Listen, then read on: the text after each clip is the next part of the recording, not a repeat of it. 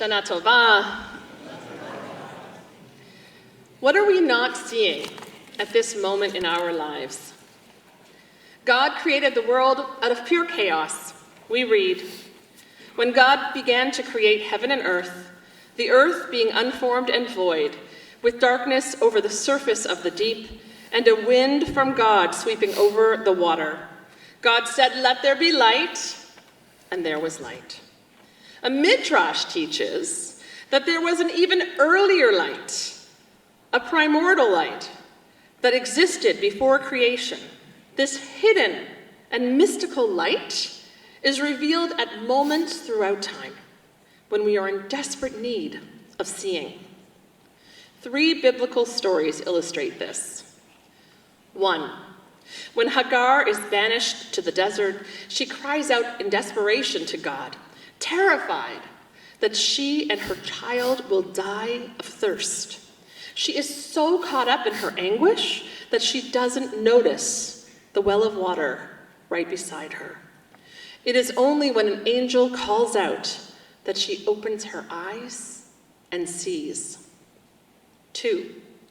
Balaam sets out on his donkey to curse the Israelites. The donkey swerves again and again off the path. Balaam doesn't see what is causing the donkey to swerve. He strikes the donkey again and again, trying to force it onwards. The donkey speaks to him, calling into question Balaam's actions. And it is only then that Balaam is able to open his eyes and see that there is an angel blocking the path. 3. After he tricks his father and steals his brother's birthright and blessing, Jacob runs away. In the desert at nightfall, with only a rock for his pillow, Jacob sleeps. In his dreams, he sees angels climbing up and down on a ladder between heaven and earth.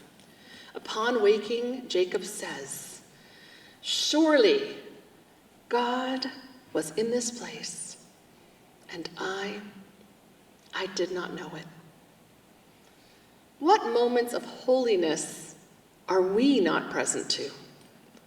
What sources of help are we blind to? If only an angel would appear to us and set us on the right path.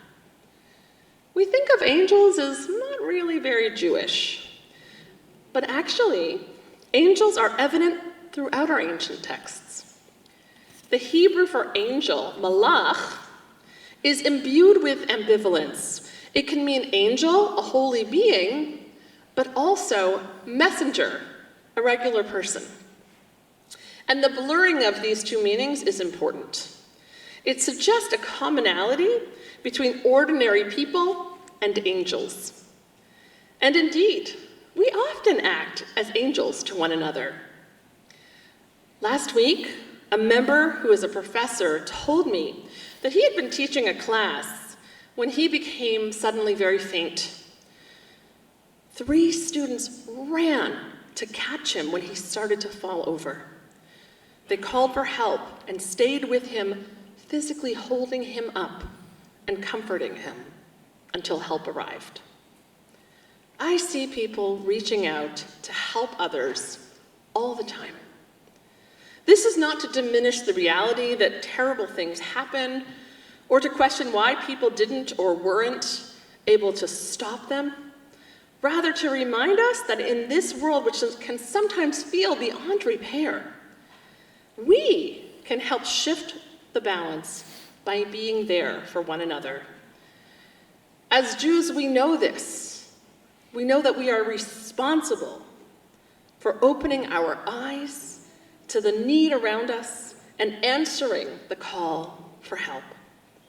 So many of you here at Stephen Wise dedicate yourselves to making the world a better place, from volunteering at our emergency food shelter to participating on one of our social justice groups. If you volunteer or participate, let me see by a raise of hands.